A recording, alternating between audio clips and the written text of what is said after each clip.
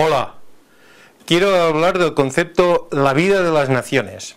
Y esto es porque he podido constatar que existe mucho equívoco, mucha falta de información acerca de lo que son realmente las naciones.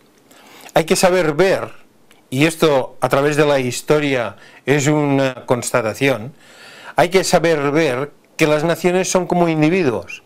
Incluso podríamos decir que son como plantas que nacen, crecen, se desarrollan, dan frutos y finalmente mueren. Toda vida es un individuo muy peculiar. Toda nación es un individuo muy peculiar. La nación, como un ser vivo, tiene sus propios periodos de desenvolvimiento, de crecimiento, de desarrollo. La nación está constituida por una identidad. Cada nación tiene una identidad distinta que debe crecer desde la juventud hasta un nivel de madurez y luego de vejez y finalmente desaparecerá en la noche de los tiempos cuando llegue su momento. Si observamos la historia de las naciones, si observamos su idiosincrasia, veremos que cada nación tiene unos rasgos y unas características muy diferentes de otras. Unas naciones al lado de otras naciones y sin embargo, aunque comparten una frontera y pocos kilómetros las separan, tienen cada una de ellas unas características muy distintas.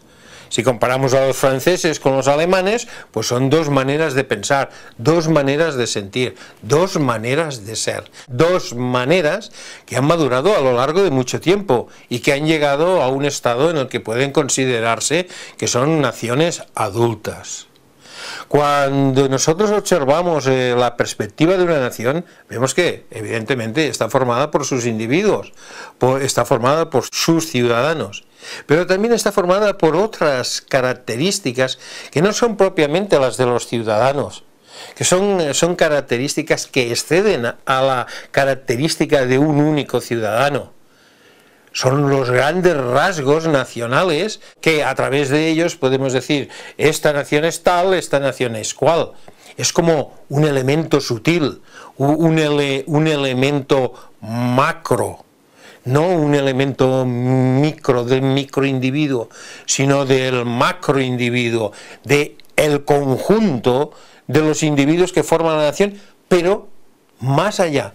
Es un rasgo que excede a la suma de todos los individuos. Son unas características que se han ido desarrollando y que forman parte de un elemento sutil, de un elemento psicológico, de un elemento que marca, que señala unas características, unas maneras de ser. En este ámbito podemos recurrir a los conceptos de la psicología de grupos, podemos adentrarnos en los conceptos del inconsciente colectivo de Jung, podemos adentrarnos en muchos conceptos, pero hay una visión, es una visión de simple sentido común inteligente, desde el cual sabemos que las naciones tienen su personalidad y que esta personalidad es propia y es diferente a la de los demás. Las naciones en este proceso de crecer llegan a querer ser independientes. Cuando las naciones viven asociadas a otras naciones, sea porque están subyugadas, porque han sido conquistadas, porque en sus etapas muy juveniles otras naciones más adultas las han ocupado o las han colonizado, esas naciones se van desarrollando, pero llega un momento en el que se tienen que independizar, son lo suficientemente mayores. Podríamos poner el ejemplo de las familias. Los chicos de las familias llega un momento, los jóvenes, los niños, que llega un momento adultos que se tienen que independizar, tienen que vivir su vida separados, han llegado a madurar, tienen unos rasgos que si no llegan a poderse expresar en libertad y a poderse expresar independientemente bajo sus propios recursos, entonces la condición se convierte en dañina, es una condición enfermiza.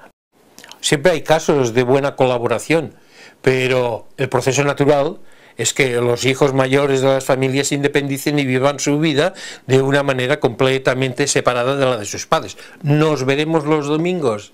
Esa es una frase común. Los domingos nos reunimos para comer, papá, mamá. En España está ocurriendo un proceso de esas características. Aunque no quiera verse, es un proceso en el que Cataluña ha madurado lo suficiente. Ciertamente que quizás ya podría haber llegado a un momento de máximo esplendor en el pasado, pero han habido condiciones que lo han dificultado, condiciones que son responsables de los propios catalanes, condiciones que son responsables del resto de España. En la actualidad no es necesario mirar hacia atrás, no es necesario mostrarse con características del rencor, del agravio, del resentimiento, de la venganza por el dolor sufrido o por los continuos desaires o injusticias que se dice que se han vivido. Todo esto forma parte de una experiencia de vida. Sin embargo, hay una realidad inevitable. Esa es una realidad imparable. La realidad es que Cataluña, como nación, ha llegado a ser madura. Y como nación madura, tiene que vivir independiente. Y esto está más allá de lo que quieran los políticos catalanes, ni de lo que quieran los políticos españoles. Este hecho es un hecho que los arrastra, los envuelve, los lleva a buscar dinámicas. Se escogen ideas, se escogen excusas de política y siempre hay quien se aprovecha de las situaciones y toda una serie de conflictos y una serie de desavenencias. Pero hay algo, y esto tengo que decirlo para que quede constatado, al menos en un cierto nivel de la población. La madurez de Cataluña ha llegado a un punto en el que necesita ser vivida independientemente. Este proceso no es un proceso que dependa por lo que pasó, no es un proceso que dependa de un entendimiento por lo que va a ser, no es un proceso que pueda arreglarse con una nueva coyuntura dentro de España. No se trata de esto. Tanto si se permite legalmente como si no se permite legalmente, tanto si los grupos políticos que lo llevan son unos o son otros, tanto si es a corto plazo como si es a un plazo mucho más alejado, mucho más extenso. La independencia de Cataluña es un hecho imparable, es completamente imparable. Solamente si alguien tiene la visión de observarlo desde la suficiente perspectiva, como si estuviera mirando, no físicamente, pero como si estuviera mirando la conciencia, el sentir la vida de Cataluña en relación a España y la mirara desde una alta perspectiva, vería que el proceso es imparable. Ha llegado a una madurez en la que los dos países se van a separar. Es necesario que se separen. Es necesario que se separen para no mantener una relación que es enfermiza. Una relación que se puede catalogar de rasgos enfermizos. Es necesario que se deje atrás todo el resentimiento, que se deje atrás los agravios. Esta es una época en la que el olvido del agravio ha de ser la tónica. Dejar atrás todo esto, hay que enfocar el futuro. Y el futuro pasa por favorecer un proceso que es imparable. Si no, hay que mirarle. ¿Cuántas naciones han nacido de la propia España? ¿Cuántas se han independizado? Más de 2 decenas. ¿Cómo han sido los procesos? No vayamos a caer en esos errores. Se han independizado igualmente. Los procesos pueden haber sido más largos o más cortos, más dolorosos o más favorables, pero se han independizado porque necesitaban ser. Necesitaban expresar las características de su país como nación. Cataluña necesita hacer eso. Es mejor que todos tengan una amplia perspectiva. Es mejor que todos tengamos una amplia visión, es mejor que todos sepamos tomar las riendas del asunto en una magnífica colaboración. Y entonces ese concepto familiar de y los domingos nos encontramos para comer y todos aceptamos la nueva situación, esto puede convertirse en algo muy bello.